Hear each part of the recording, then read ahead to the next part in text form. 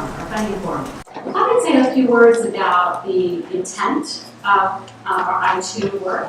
So when we set out to embark on innovation, really venture philanthropy, the idea was that we could leverage part of our grant portfolio to take important big risks that have potential for a big payoff. Payoff in the sense of, in terms of advancing our mission, advancing health and wellness for those in need in San Diego and Imperial County. This is about providing visionary organizations and leaders with the resources they need to leapfrog our current paradigm in a meaningful way that leads to the advances of health and wellness for those in our community most in need of those services. Notably, we're looking for projects that hack the current paradigm and show a high potential for increasing the number of people who are helped, improving care quality, and decreasing cost. You're going to hear that theme repeated many times today. We also here hope to inspire and encourage nonprofit service providers and social enterprises to make awe-inspiring, measurable improvements to become even more effective, more efficient, more human, and more service-centered. Today you're going to hear about some of those projects, as I mentioned, our thoughts behind why we funded them, our thesis, and we hope that you'll find these examples useful as you consider your innovative ideas, projects, and perhaps your I2 proposals. You'll notice that we're looking for improved recipient quality. We want better access with less cost. Basically, we believe that it's not going to come by expanding the amount of money that we invest as a society in health and wellness. We believe that this has really got to be about achieving more and innovating our way to that paradigm. We also know very well that not all the things that we invest in will pan out or be popular at the moment that they are first launched. We also know that it's about achieving the right mix of market conditions. This is about having a great idea, and that's not enough. It's having a great team, a great business model, the funding and the resources. The timing, market timing, is a huge factor, and the right energy and passion, funders and partners, and ultimately the staying power. So, with that said, it is now my distinct privilege and honor to introduce our interim board chair and vice chair and division head of general internal medicine at the University of California, San Diego, Dr. Joe Ramsdell.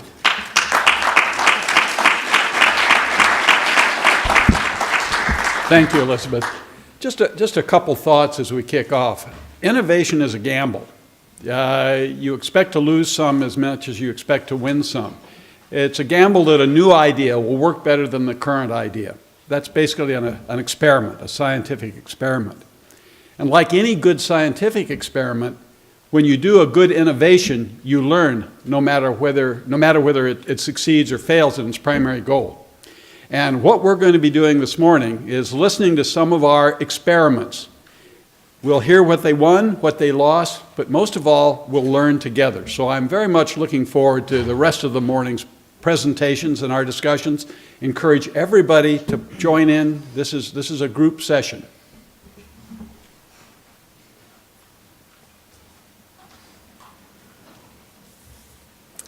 I'd now like to welcome to the stage Nick Mascione, who we are very fortunate to have here as our Director of Health and Human Services. Nick. Thank you, Elizabeth. Thank you, Dr. Ramsdell. Thank you all for being here.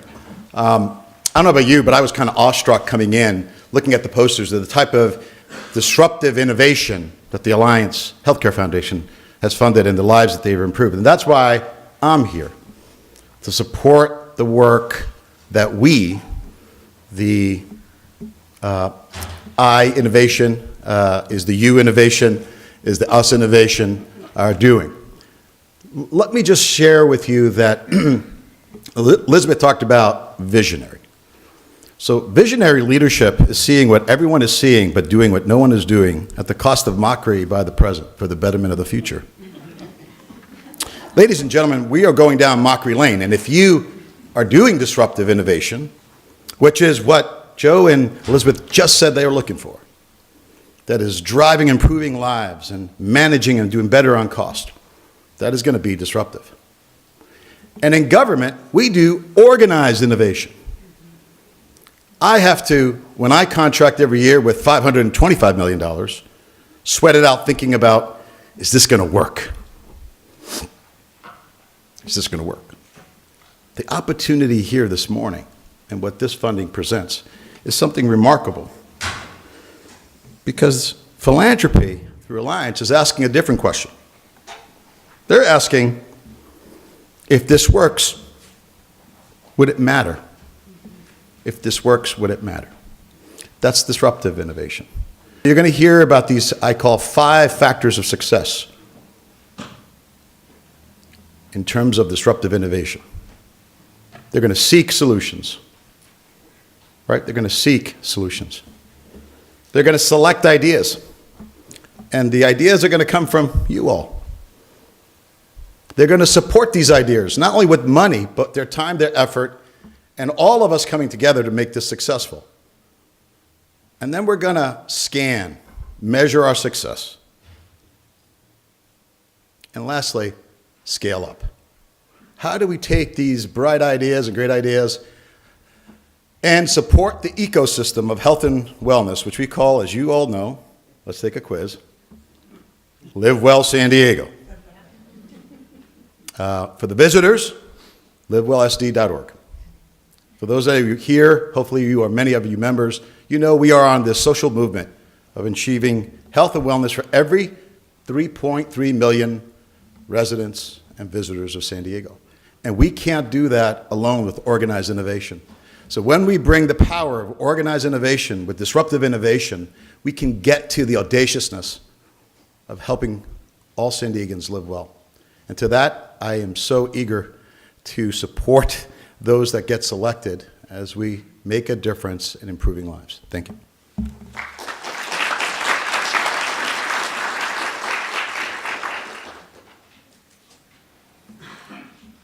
Thank you, Nick. Really appreciate your leadership. And for those of you who may not have heard, Nick and the county was awarded with the Baldrige Award, which I think speaks to the leadership that you have brought to our community, which we are very thankful for. I'm very pleased to introduce our speaker. Many people in the innovation world talk about challenging their organizations to take moonshots. Our next speaker has led several of these to the actual moon.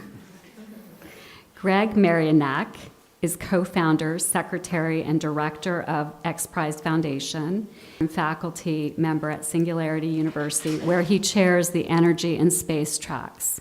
He was CEO of the Space Studies Institute of Princeton, senior scientist of the Futron Corporation, and served on the Directors' Council of the Scripps Institution of Oceanography.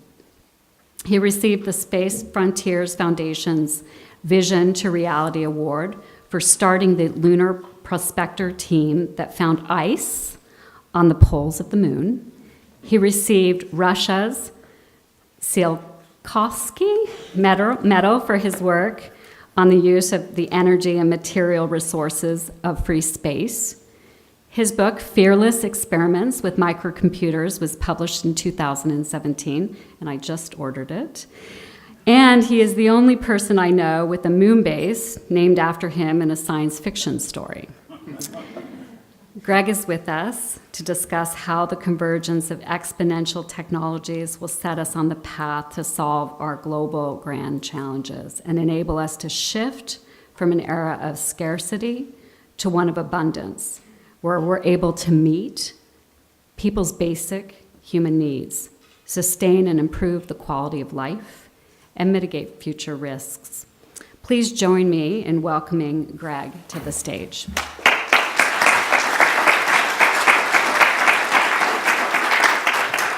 Thank you, Elizabeth, and thank you all for being here this morning.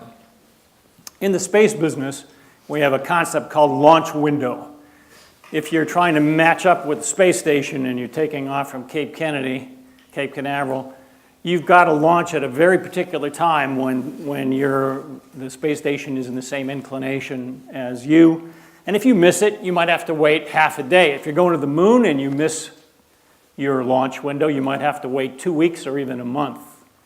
But what you do has a much more constrained launch window. If you don't provide health services to this human being right now, this child, their lives may be inexorably changed for the worse. So we need lots of innovation throughout our culture, but you need it more than anybody. You deserve to avail yourself of all the possible ways to accelerate innovation. Let me see a show of hands. How many people believe we should accelerate innovation? How many people believe, anybody who believes in telekinesis, raise my hand.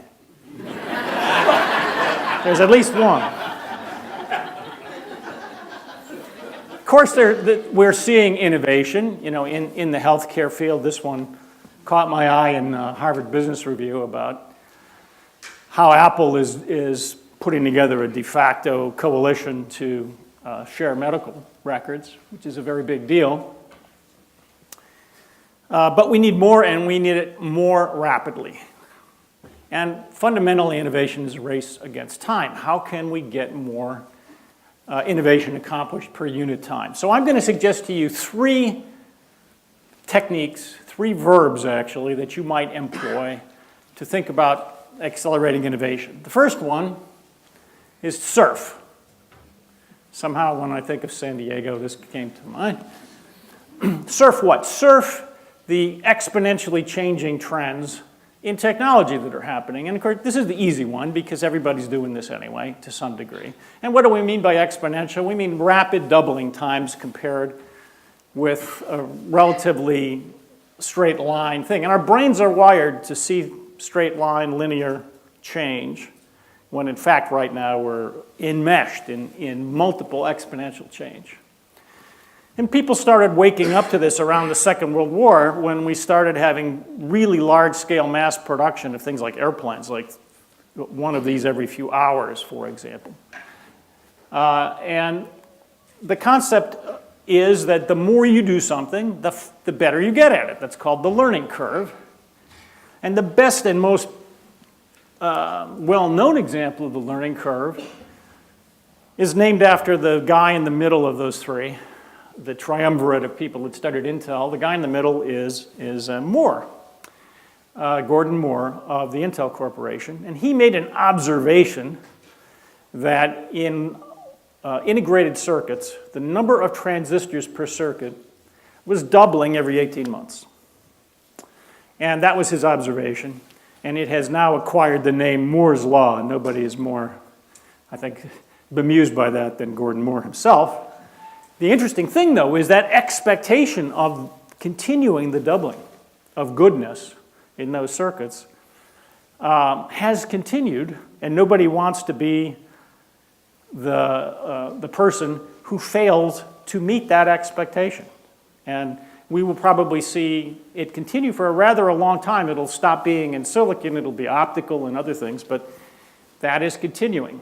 And it's hard to actually perceive the power of rapid doubling, but here it is shown as stacks of coins, 1, 2, 4, 8, 16, etc. And you get radical change in a fairly short time. Ray Kurzweil, who's the real co-founder of Singularity University, along with my partner Peter Diamandis, I'm just one of the old faculty members. Ray pointed out that actually Moore's Law, which is in this domain here, had happened before that in the information world, even before integrated circuits, we saw the same doublings happening first with Hollerith punch card machines, then the old relay computers. Whenever you see science fiction and the computers are kind of clicking and stuff, it's because in the 50s they clicked with relays. Tubes and transistors are silent and not really fun to listen to because you don't hear anything. But in fact, Moore's Law is sort of the fifth phase of an ongoing information paradigm. And everybody in this room is of an age that we've lived through, we're all beneficiaries of this very, very dramatic change, from giant mainframes to the power of 50 mainframes on the phone that's in all of our pockets right this minute. People don't realize that even my beat-up old iPhone 6, I think I have, that was a craze 7 years ago. It's insane. And for people that are even a little bit older, it's hard to believe that there was a time when everybody didn't know this stuff. But people like the head of IBM thought maybe, there'll be 5 computers in the world. And your neighbors up the coast utterly changed that when they came out with the first consumer computer product. I remember when that came out. And it had a really profound effect. Transistors, the basis for modern computing, were actually very expensive and exotic. Back in the 50s, this was the first transistorized consumer product, and it cost about $350 in today's money. I remember when transistor radios would proudly have imprinted in the case, in plastic, the number of transistors. 6 transistors, whoa, well that's because the transistors were expensive. I got these numbers from Intel a few years ago, about 10 years ago. In 1959, the cost to the manufacturer of each of these discrete transistors was about $6. And guess how many transistors you got for that money when I got these numbers 10 years ago? 500,000. And today it's more than 1 million. Big change. And things like the Apple and the subsequent personal computer revolution dramatically lowered the cost. And this creates a sort of doubling of, not just the low cost allows more implementation, more experimentation, and then you get even better results. So what if the most important technical thing in the work you do today were to be 10 times or 1,000 times or 1 million times cheaper? Is it possible? Yeah, it is possible. In fact, in your area, in the healthcare area, you're seeing way better than Moore's Law performance in some things. This is the, by the way, if you plot on a logarithmic chart, exponential change, it looks like a straight line. So this line along the top is Gordon Moore's Law. And something magic happened around 2007. The cost of getting genomics accomplished, genomics decoding accomplished, suddenly took off at a rate much faster. The cost went way down compared to Moore's Law, which messed up one of our X prizes, which is kind of fun. Now, why is it that we are sometimes surprised by exponential development, even in our own fields and especially in other people's fields? Well, the answer is that if this is sort of normal linear improvement and progress, what happens with exponential stuff is at first, it's not all that exciting. In fact, it might even be worse than the existing way of doing business. But when it suddenly pokes its nose out of the water, the rate seems like magic. Surprise, it jumps up at you. And if you're not ready for it, you see it as disruption of your business. Time to change your plans. I'll give you an example of this. This is the price history of photovoltaic cells over my career lifetime. It's about a 200-time decrease in cost. And this is in dollars per watt. So no one in their right mind, unless you were operating a satellite or a very remote weather station, would bother to use solar cells to power it. It would be stupid. Right? However, when you plot this in time, this is cost of various sources of conventional fossil energy along these first ones, including liquid natural gas and coal, various kinds of oil. That funny looking line that looks like a child with a crayon kind of went on this slide is the decreased in solar just in the last few years. So you could be excused, unless you were a practitioner in this field, even if you were a practitioner, you could be excused by saying, well, yeah, solar is really not all that important, because it wasn't until the day before yesterday. But now it's cheaper. So everything changes, and it seems to change magically. So that's what's happening with just the surf verb. Surf these changing technologies But be aware that some of them may sneak up on you. So you, especially if it's not your precise field, find out what's going on. The second notion I'd like to leave with you today is dig for ideas that are already out there. It may be that your next giant paradigm-changing activity was invented 50 years ago, but it wasn't ready for prime time because of market conditions or some adjacent technology. This gentleman is a student of mine named Jason Dunn. He's the Chief Technology Officer for a company called Made in Space. And they are doing things. He's in an airplane, being in weightless. Some of us were talking about this earlier. It's great fun. I've done it. My staff has a picture of me doing this. It says, I lost 80 kilograms in 10 seconds without dieting, and I feel fine. Ask me how. What he's doing is he's testing a 3D fabricator, a printer, and they use them on space station now. So Jason and his partners send up a file to a machine that's on the space station, and they make tools for the astronauts and other magic things. It's like a magic box. Boom. So they can send stuff to space without actually having to build the thing on the ground and launch it. So 3D printing, wonderful stuff. A lot of people first started hearing about it about 10 years ago. But guess what? It's old technology. In fact, the first patents in the US were about 1994, and there's actually a Japanese patent from 1980. It was a Japanese lawyer, by the way, who was making stereolithography stuff in Japan. And I have found the work of a man at MIT, did his master's thesis on making something that people are just now talking about doing, making complete circuit assemblies, radios. He was making radios by something akin to 3D printing, but using linotype metal as the working fluid in 1940.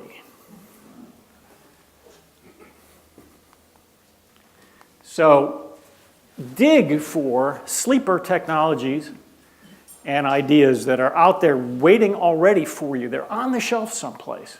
But you have to have, basically, these are hard to do from literature searches. What you need to do is find geezers who've been around in the field.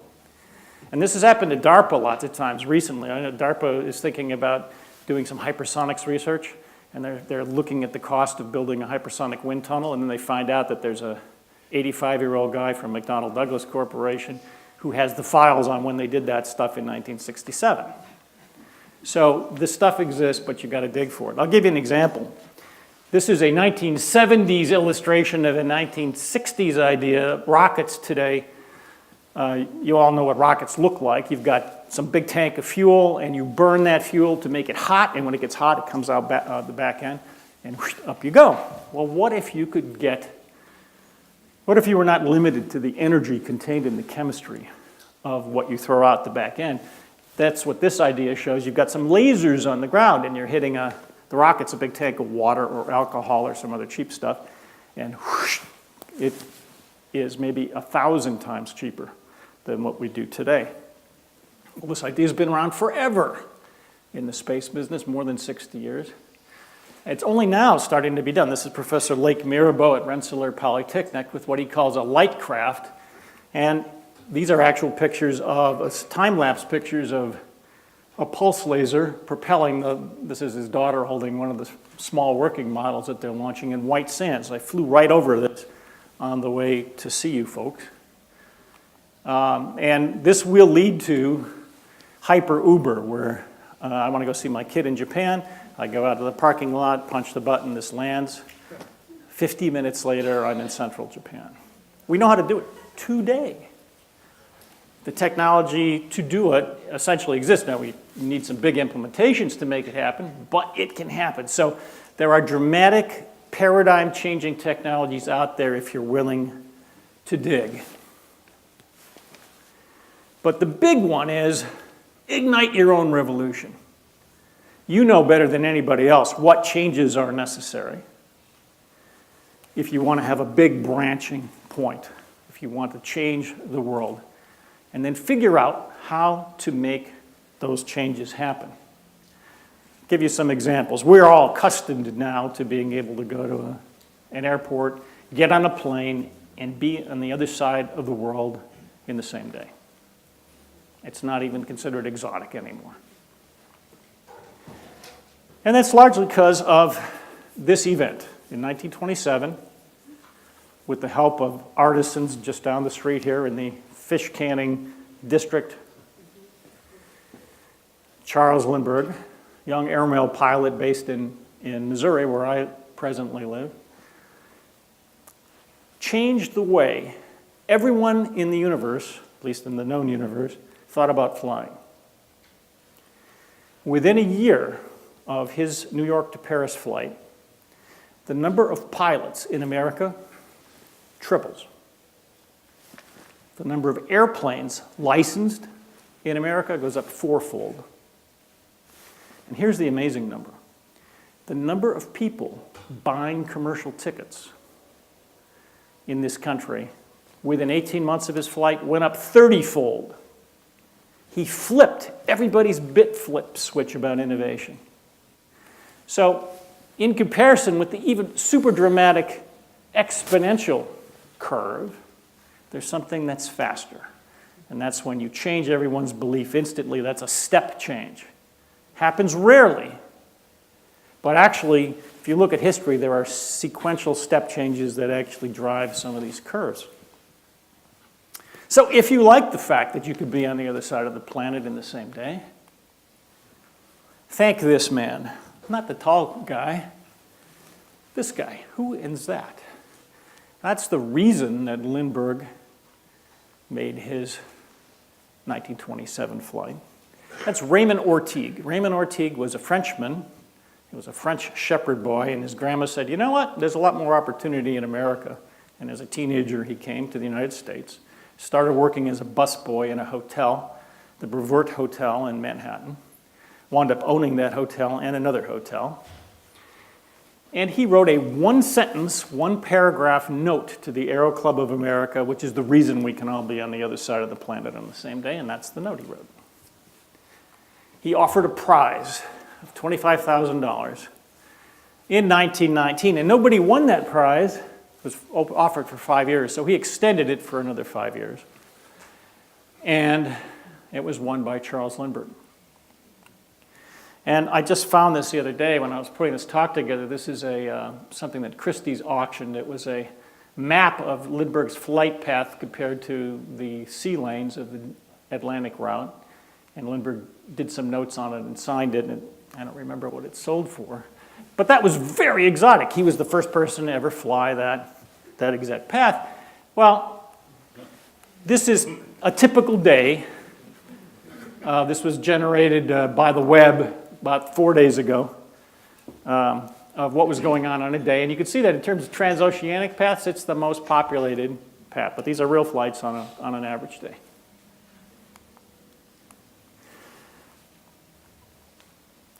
So some of us who were very frustrated by the pace of space activity,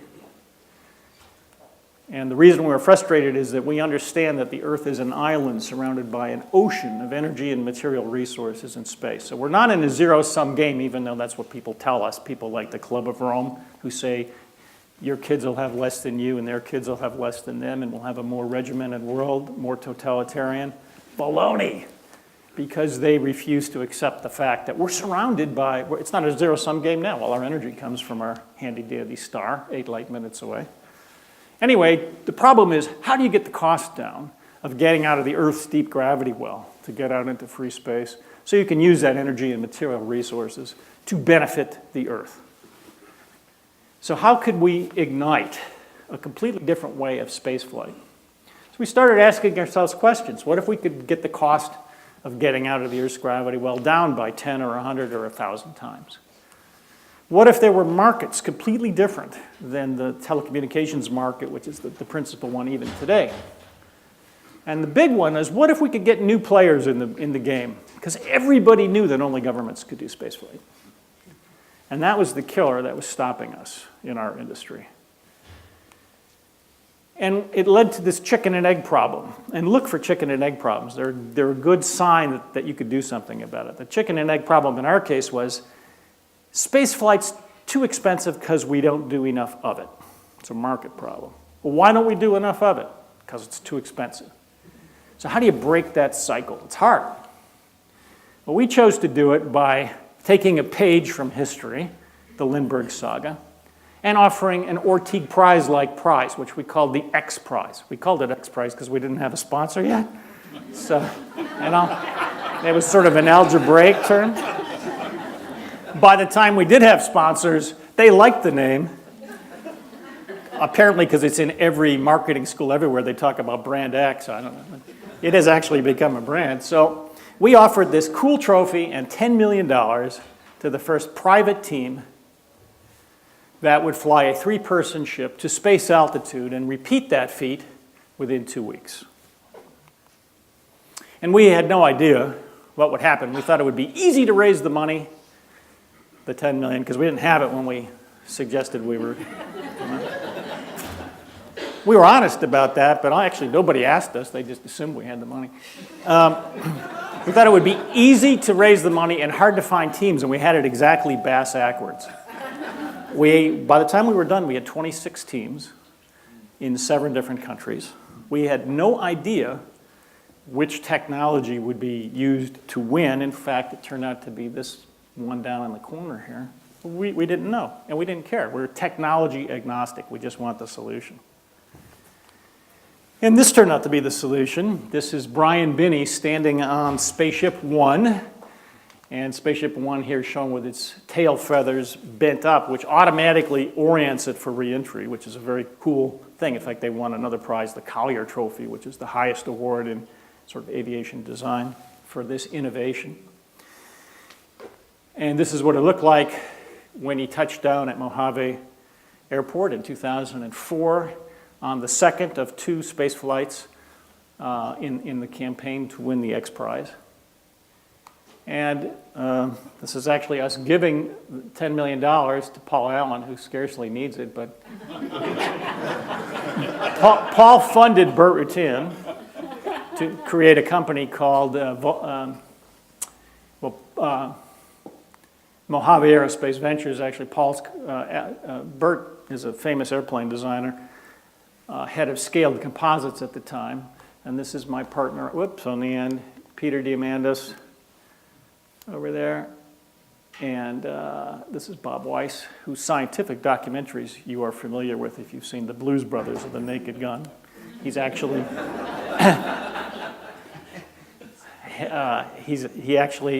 I ran the X Prize for its first 10 years, and Bob ran it for about a 9-year stint, which just ended about a year ago. So more on that at break if you want to ask me questions. And in the one piece of poetic justice that I've experienced in my career, hanging wingtip to wingtip with the Spirit of St. Louis, which Saga gave us the idea of igniting our own revolution in spaceflight, is Spaceship One. They hang above Neil and Buzz's capsule and John Glenn's capsule and next to the first supersonic airplane in the Holy of Holies. And this morning, as we were walking into this hall, this was hopefully happening. I haven't had a text since, but this is Spaceship Two. They need a better naming system. Spaceship One could hold any 3 of us. We'd be a little bit cramped. But this thing's a lot bigger. It has 2 pilots and room for 6 passengers, and the passengers can unbelt and play in 0G for a few minutes when they're in the apex of their flight. And they were planning this morning, I had word from their team, 31-second engine burn. So this is what Richard Branson bought the intellectual property from Paul Allen to start Virgin Galactic. And he's not alone. Jeff Bezos' company, Blue Origin, might actually beat Sir Richard to commercial operations with people with this ship, which is called New Shepard, and has had a bunch of flights and very successful. And I hope all of you got a chance to see our former X Prize director, Elon Musk, pull this off a few weeks ago. It looks like 1950s science fiction, only it's prettier. Simultaneously landing those 2 side boosters on Falcon Heavy. And this vehicle, the whole system that includes these booster rockets, is now going to bring the cost down of have launched to about $1 a gram, which is a big deal, huge deal. We shall see. Now, we now employ X prizes in other areas besides just space-related ones. For example, we have a prize going on right now, where finalists in Tanzania are teaching young children to read and write and do basic math on Android phones. And the idea is you won't be able to buy every Android phone that's sold in a couple of years will have the winner's software embedded on it because it'll cost about 20 cents to do that. And when you're done with your phone, you'll give it to an organization which will give it to a child, and that child is in a place where there are no teachers. And she will or he will learn to read and write and do basic math using that software. This is we teamed up with Qualcomm here in town to offer the Qualcomm Tricorder X Prize. Some of us are big Star Trek fans. We won't say who. I will say that if you come to Missouri, if Spock were to come to Missouri in the summer, he would say, "Live long and perspire." But the idea was we're all carrying magic in our pockets. I mean, literally, so Arthur Clarke said, any sufficiently advanced technology is indistinguishable from magic. Well, our pocket communicator / supercomputers are magic. And to get people to utilize that magic to address healthcare issues was the goal of our Tricorder X Prize. Oops, and here we are awarding it. There's Peter again, and there's Bob. Whoops, there's the guy that played the holographic doctor on Star Trek, Bob Picardo, giving the first prize award here in town about a year ago. So X Prizes are really about time. What they are about is incentivizing massively parallel innovation and leveraging that, because for every dollar you put up in a prize, you might get hundreds or thousands of dollars of effort by other people. I was telling one of our guests this morning that my second favorite definition is the definition of diplomacy. It's the art of letting others have your way. They said, "What's your favorite one?" I said, "It's a definition of a Freudian slip. It's when you say one thing, but you mean your mother."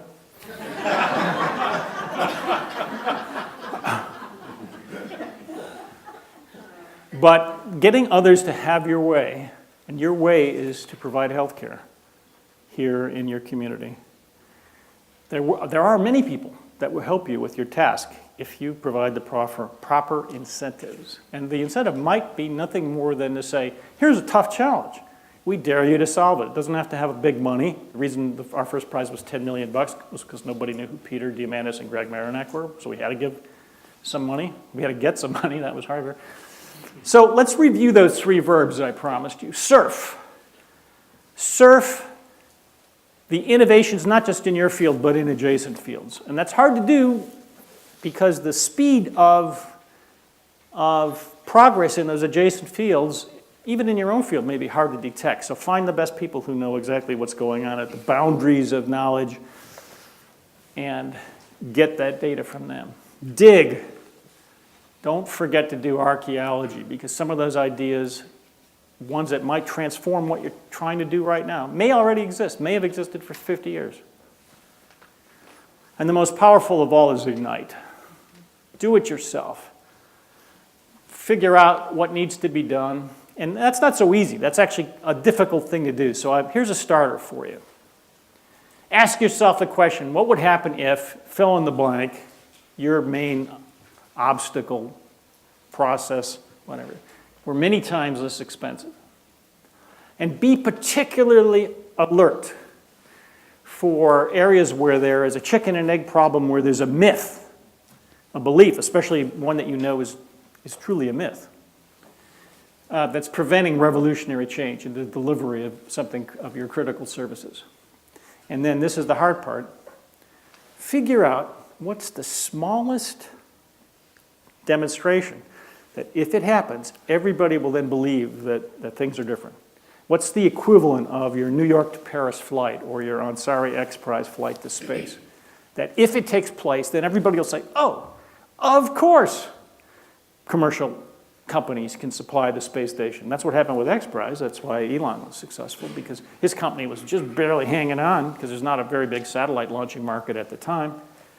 But NASA was sufficiently, they said, we'll use the fact of this X Prize as top cover, make a $500 million bet that private companies can supply station, and they did it. So it took the demonstration. What's a demonstration that you can incentivize? That if everybody could see this physical thing, they would think in a different way. So thank you for remaining conscious this morning. I look forward to continuing the discussions we started before the talk. I'll be around during your breaks. Thank you very much.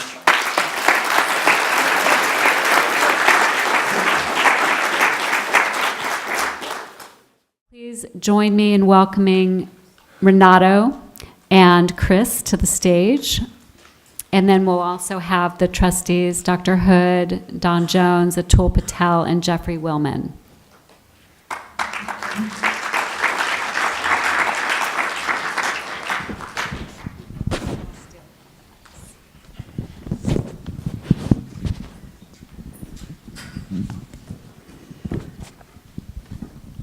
Okay, and what we're going to do now is we'll turn the floor over to each to say a few words about their innovation. And we'll start, looks like we've got Renato, you're up first. We serve low-income students from the 7th grade all the way to 2 years post-college. So the 12-year promise that we stay with them. We base our work in 4 pillars: academic achievement, health and wellness, leadership through sports, in our case, the amazing sport of squash, and the last pillar is social responsibility.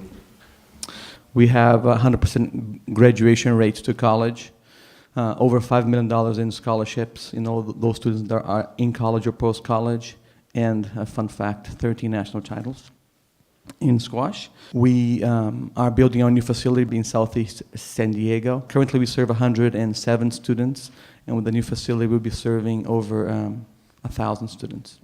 Alliance, they were the first one to believe that we could do this when this was a crazy idea. Thank you. And I'll now turn the floor over to Chris.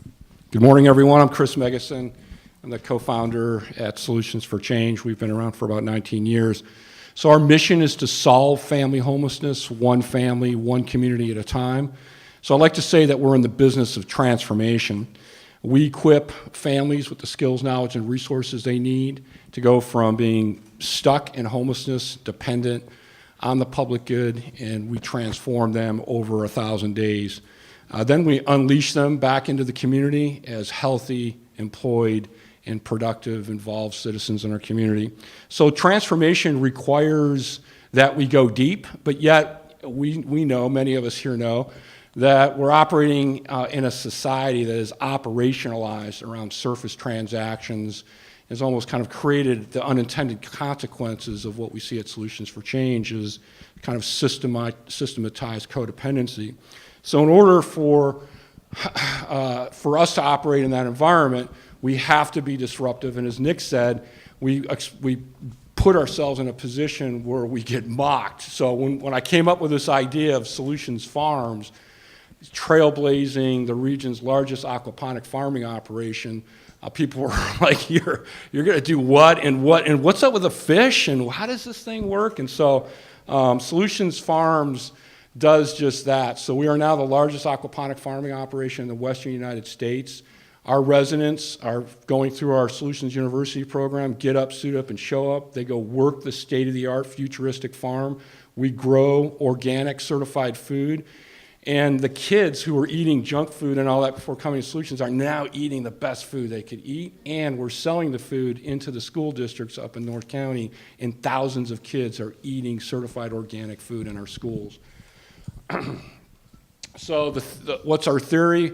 You know, we thought, wow, what if a bunch of kids who don't have access to this great organic food, what if they're eating this food? So we're combating childhood obesity, and we're just giving people much better nutrition.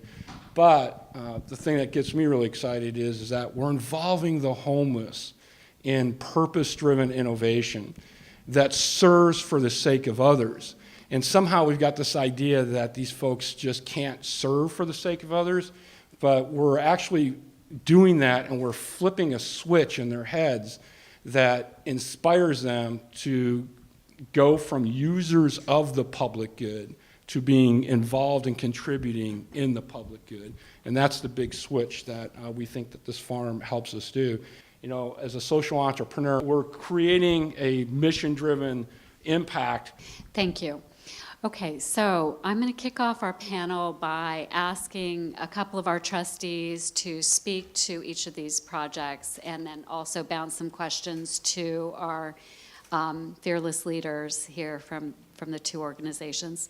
So starting with Dr. Hood, perhaps you could share with us the board's rationale for making this investment in Access Youth Academy and their crazy idea of urban squash in the hood. Urban squash. First of all, hello everybody. First of all, I usually like to start with the mission of the Alliance Healthcare Foundation, talking about equitable health resources to universal health and well-being. And if we really think about that, that's a multi-billion-dollar mission. And the funding that the foundation has is only millions. So how do you leverage that in a way? And one is innovation. And to me, by definition, all innovation is disruptive, or it's not really innovation. And I think with the youth, when it came before the board, what we saw was investment in youth, getting a high-quality education, coming back to their communities, helping their families, and actually helping their communities. So from my perspective as a board member, that was the innovation. I think the other is the partnerships that were required. And I know there were some challenges along the way. Thank you. And Renato, maybe you could speak to that. If you could touch on the ripple effect, sort of the theory of change there, and also speak to how you have overcome some of the inevitable hurdles. I think you guys, like many in this room who are contemplating an application, you probably think you're going to go from A to B, and you're definitely not going to go exactly the way you planned. So would you speak to that? Oh. Yeah, so talk a little bit about quickly why squash. Well, squash is a vegetable and a sport. It is a great pathway to get to scholarships. The Ivy League. I used to work for Harvard as a squash coach once upon a time, and it is the fastest sport to get to those schools. In terms of challenges, we went to City Heights and had a couple of ideas that did not come through. First location didn't work. Second didn't work. We hit the big bump, and then the board was resilient. The staff was resilient. The support was there, and we finally found a place now in Euclid Avenue, close to the Jacobs Center. So one thing I believe is important, that if you really believe that your idea is worthy, stay with it. We've been trying for 5 years now to make this happen. I'd like to now move to our Solutions Farm recipient. And so, Don, I was hoping you might say a few words about the rationale of making this investment. Sure. In the venture world, and I sit on a number of venture boards, you look for a number of characteristics when you make an investment. And you also know up front that the thing you're investing in won't turn out based on the plan you're reviewing. In other words, the plan will change. You also know that most of the good investments have buried in them a Trojan horse. In the case of your Trojan horse, it's squash. Squash is the thing that gets people excited and they focus on it, but that's not the goal, that's not the mission of the organization.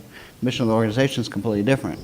In your case, the Trojan horse was a farm. Not the mission. You didn't go into this to build farms. You went into this to solve a different problem. But it's interesting that there's often this Trojan horse that actually ends up supplying an interesting element because it distracts most of the people that don't dig deeply. They just think about the squash or the farm. We obviously are thinking about the whole program. And in thinking about the whole program, and I actually think in this case, why this one got funded was we invested in management. Management came forward with an idea. The idea was interesting. We all know the idea wouldn't turn out exactly the way they presented it. But Chris presented a leadership team that basically we bet on because it had the energy level and perseverance that would figure out how to make it work. And I would say that's something we don't always see very often, but when investors are making investments into something that's going to make change, you absolutely positively have to have the management team to lead it. And in this case, we had it. Thank you. Atul? Hi, morning, everyone. For me, I must admit, I was skeptical about the proposal. But having seen and learned more about how innovative this idea is, and specifically, really, truly a startup, I believe that what you're planning to do or what you intend to do, the goal of transformation for homeless families, is a worthwhile goal. And our investment is a startup investment. We know that you have lots of challenges, but I'm now convinced that if we stick with it, we'll find scalability, sustainability, which is what I find attractive about the proposal. I think it can be sustainable, and hopefully will serve a lot more families. I think Dr. Hood would like to add. Yeah, I didn't mention about the Solutions Farm, but I think what really impressed me was the business model. You got contracts with schools, and I think that people are learning about farming. And so the thing that I liked best about it was not only was it a good idea, but you came up with a business model to hopefully sustain it. Jeffrey, would you like to say a few words about the rationale and also your observation as to where you think the opportunity is here? Absolutely. Thank you, and good morning, everyone.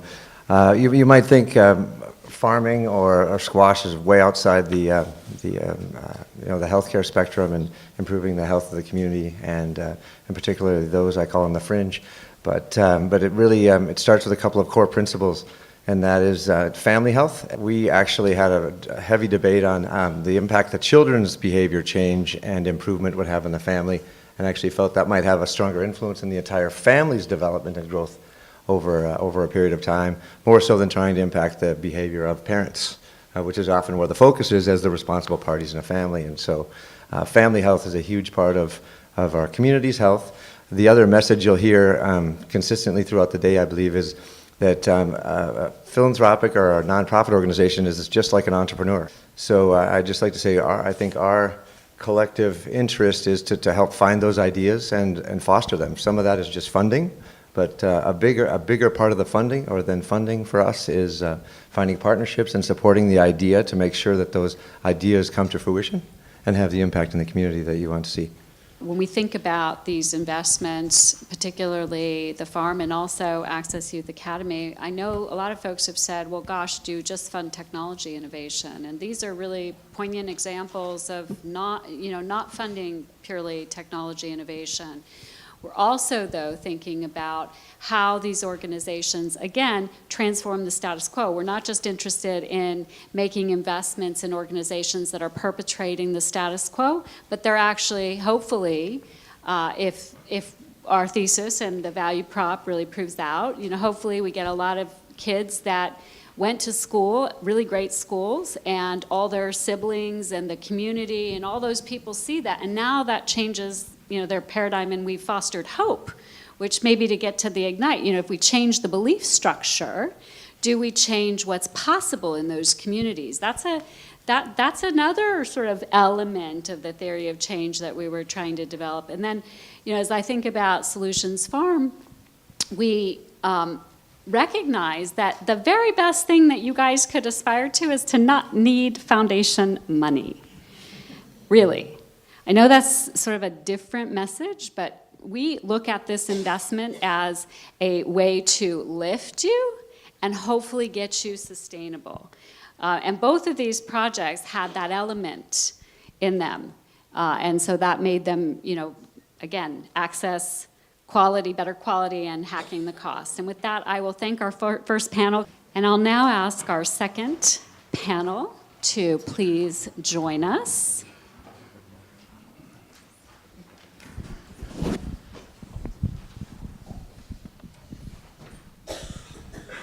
So we'll start again with our I2 past recipients, and I will kick it off to Bill. Bill, would you provide your summary? Sure. Good morning. Bill York, the acting president and CEO of 211 San Diego, at least for 11 more days. Mr. Ohanian will return. So 211 CIE is really a venture of a community information exchange. San Diego is unique. It has 1,200 agencies providing 6,000 services. And so having a client-centered record and a longitudinal record over time that is cross-agency with outcomes of whether the needle is being moved. CIE gave us a cross-sector partnership to create an opportunity for a shared record. The American healthcare paradox is we spend a lot of money on healthcare. Other nations spend on social services, and that's what we need to be doing here in San Diego in the United States. And being able to measure those social determinants, measure what our community service providers are actually doing. Again, there are some challenges. What interventions do you take now that you know this person's touching 5 agencies in a week? It's helping agencies change their process, their intake, and helping to measure some of their outcomes. Are people successful?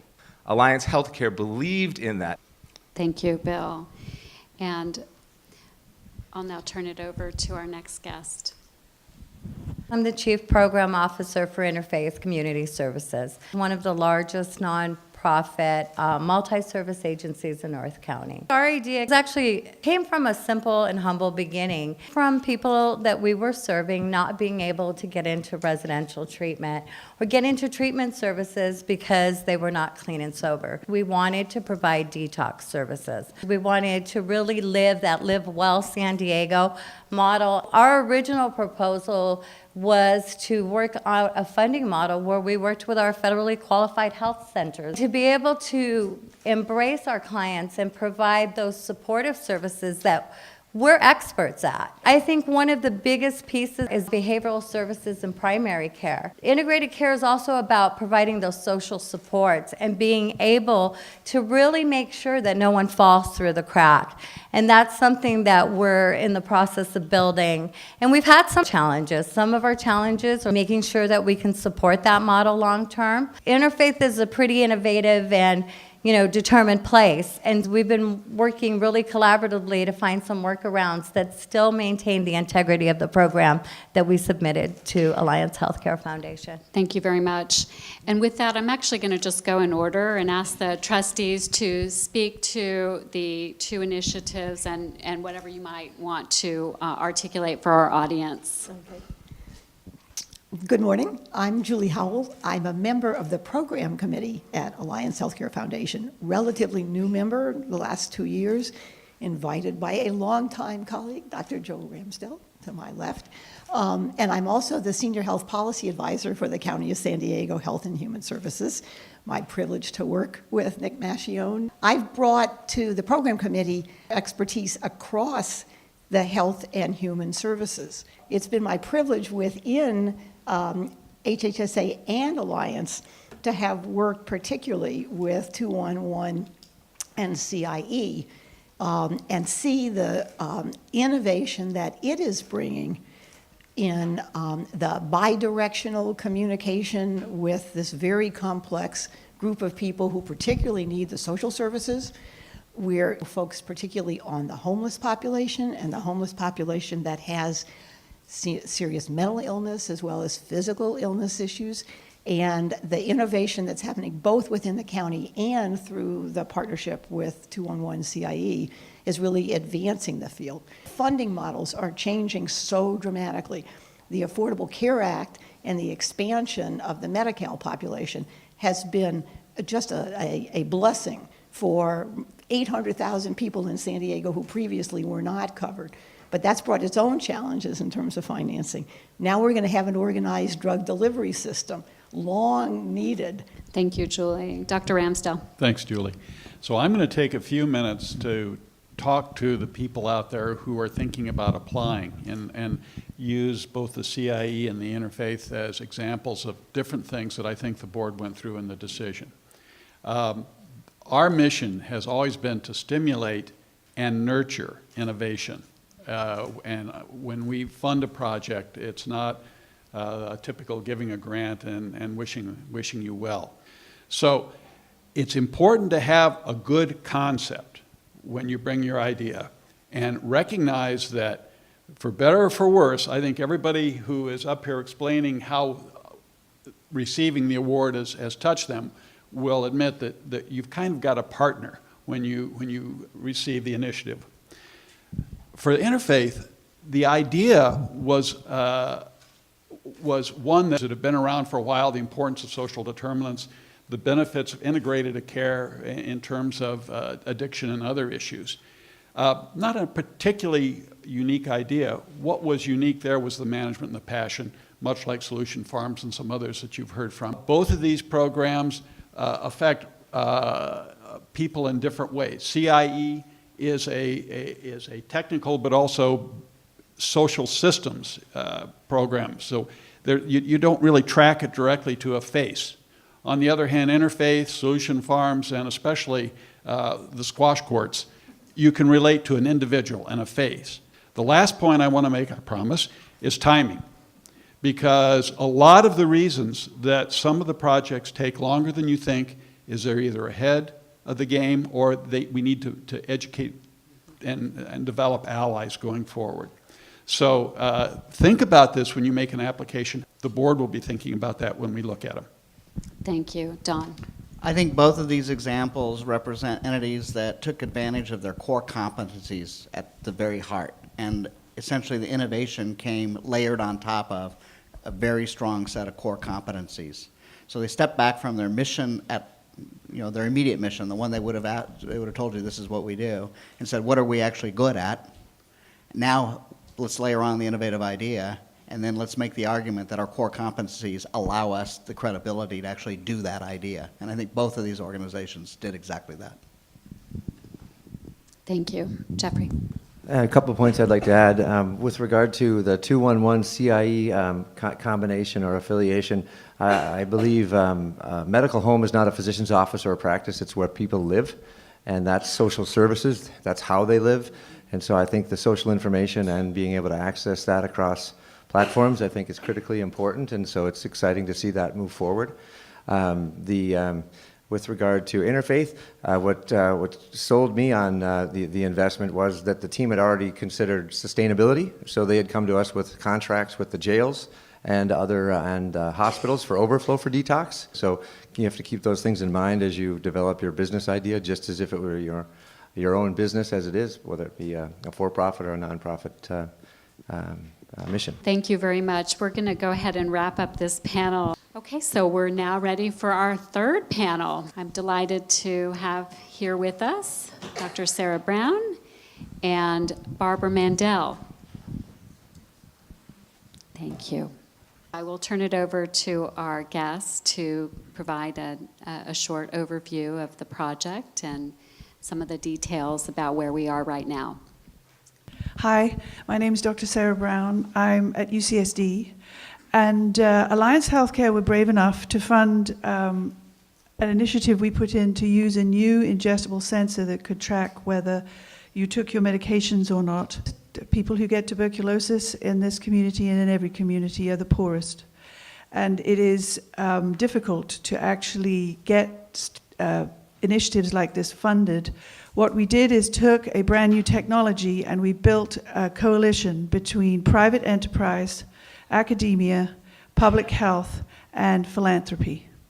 And the reason for that is that if we didn't have all those stakeholders in the beginning, this thing wouldn't have much of a chance to go on beyond a demonstration project. We ran a randomized controlled clinical trial because that's what we do. I'm an associate professor of medicine, that's what we do. And we got very good results on that, looking at the current standard of care used in San Diego County and in Orange County. We are in the process of presenting this work to the national TB meetings, the UN, South Africa, and probably beyond. I'm very grateful to the Alliance Healthcare Foundation. I think that our academic environment here is superb, but we need to move out and work with our community very closely, and we got an opportunity to do this. Thank you. We were funded by Alliance. We were the first grantee to fund the Text for Baby program. With this money, now remember in 2010, mobile texting and mobile apps were pretty new. And so we were trying to test a theory that utilizing mobile health would help to improve education in terms of healthcare, and also to build a strong coalition in San Diego County around perinatal care. We were able to have some extremely positive outcomes, and those outcomes continue today. And California right now has the highest number of participants in this national program, and in California, San Diego County was able to achieve the highest per capita utilization of the service. Text for Baby basically is a texting program that is very customized and designed based on the date of delivery to improve the health of women during pregnancy as well as during the first year of life for both mom and baby. Through the partnership, we learned a lot of things. We learned that continuing to feed the marketing monster was not going to create sustainability. So we started working with some of the community health centers to get them to institutionalize it, that every woman who came in for services would be automatically enrolled. It was a 15-second enrollment process. And then we started working with the Medi-Cal insurers and the health department to make sure that everybody was enrolled. And eventually what we were able to do was create real sustainability by having it institutionalized at the state level so that every person, every woman who is enrolled in Medi-Cal program is automatically enrolled in the program. And it's just integrated into all the perinatal services that women get, hopefully as early in their pregnancy as possible. After 2 years of funding, Alliance decided that they would help to move this platform stronger across the entire state, and so funded on a national level, funded the Healthy Mothers, Healthy Babies Coalition to move it forward, and it has been really increasing its usage across the country. Thank you very much. Joe, I will ask you to kick us off. Just a couple different takes on what you've heard. Dr. Brown described what really looks an awful lot like a classic academic randomized clinical trial that the NIH or PCORI might fund. But the link was that it was moving a technology that was still a little bit ready maybe for what we would call phase 4 type testing, and then integrating it into our health system. Working with the county, working with Orange County to take the technology, demonstrate that it works as a technology, but also demonstrate that it works in the context of a healthcare system. A technology, sociology, personal, governmental interface. My advice would be if you're going to use technology, think about the implementation of that technology and the barriers. Text for Baby really demonstrates that. The real work of that has been getting people to utilize it. It's not just the technology itself. Again, my advice is think about what your innovation is and think about the aspects that are going to be really necessary to make it work. Both of these are moving along very nicely now. We're very proud of them, but it's been a process going through technology and how it interfaces with reality, if you will. Thanks. Don? I think what appealed to both of these projects was the opportunity that they represented in massive scale. Both projects had the opportunity to work in San Diego and then be taken nationally and then potentially internationally. If you think about it, in the case of the TB, in my mind, it had a triple win factor. It addressed a public health issue. It was the health element. San Diego's the wireless capital of the world in companies. There's 600 companies. It was using a wireless technology. And the best case, it was getting people to eat silicon chips. So, I mean, what better combination could you have for San Diego and as a driver, having it as a key health driver? And in the meantime, the first drug has now been FDA approved to go forward with this technology. That just happened in the last few months. So we've actually been part of the proof of concept going forward and using and applying this technology. But I think the interesting opportunity here is both of these, from day one, had the potential for driving scale well outside of San Diego. Thank you. Kilu. I've been with the Program-Related Investment Committee for a couple of years, so I had heard, of course, of both of these programs. For the last 18 years, I have been funding innovation, both as an equity investor to start with and then a lender to venture-backed life science and medical technology companies that are both private or publicly traded, so it's funding innovation. I just realized right now is that the technology that you used, we actually backed at our company. So I wasn't involved in making the decision here. But not only that, I was at a conference last week in Las Vegas where a pharmaceutical company that got the approval with the private enterprise that developed the technology was talking about how difficult it was, how innovative it was, how many problems they had across agencies and the world, sort of changing the thinking. And as I was listening to Dr. Brown's talk here, I was thinking, you are such brave souls for taking it on and succeeding in a way that you have, as well as the foundation in its support of this, because it cannot be any easier on deployment for the wireless monitoring of health with a new technology across agencies and systems and counties and whatever levels this must have gone to. And on the text for babies, again, coming from the background of always asking, can this become scalable? Can this become sustainable? If we give them X amount of money, then what happens? Keeping it growing and scaling and sustaining. And now it seems like, we all text each other, but doing it early, staying with it and changing and growing your model as you then mature it is really admirable. One of the things I want to point out to the audience is actually Text for Babies was in our very first round of innovation funding. And they're about 8 years old. Just some stats for folks to think about here, and they are actually the largest model for health information, mobile health information in the country. They have 85 health plans, 20 health systems. Voxiva, which was the technology partner that you all partnered with, Champions for Health, which used to be the San Diego County Medical Society Foundation, merged with Sense Health, and now are WellPass. And so Text for Babies now lives as part of a key component of the commercial entity. So this is actually, at this point, it has achieved probably well beyond our dreams. Any parting comments from our panelists? Thank you so much for your early support. Well, actually, you guys did the work of forging the partnership. Your organization, coupled with Voxiva, really started that, and you came to us with a good partnership. But with that, I am going to say thank you to our panelists. Based on what you've heard, can you go ahead and indicate whether or not you've learned anything that would have you amend your proposal from where you started walking in today?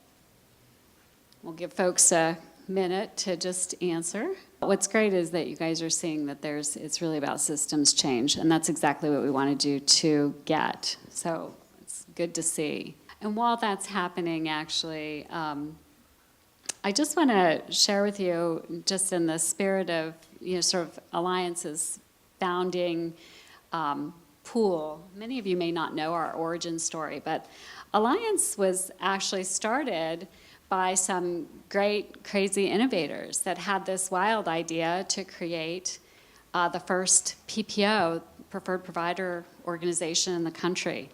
And there are some people on our board who actually know about that way back then, Dr. Ramsdell.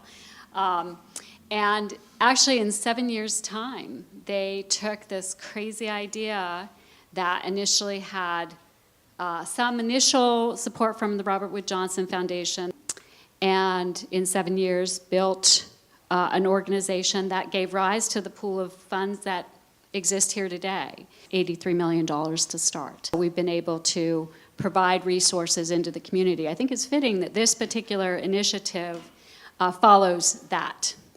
So, with that, if there are any questions. I was wondering, is there an opportunity to talk our ideas or concepts through with Alliance before we submit our application? There will be funding forums, and in that, there'll be venue for Q&A. Let me just encourage you all to join us in the courtyard. We're going to be having a reception. We encourage you to network and mingle and talk about your ideas and talk to any of us who are here about those ideas. Before I close out, though, I just want to make mention of a couple of our wonderful staff members. Amazing job. I want to say thank you to all of you.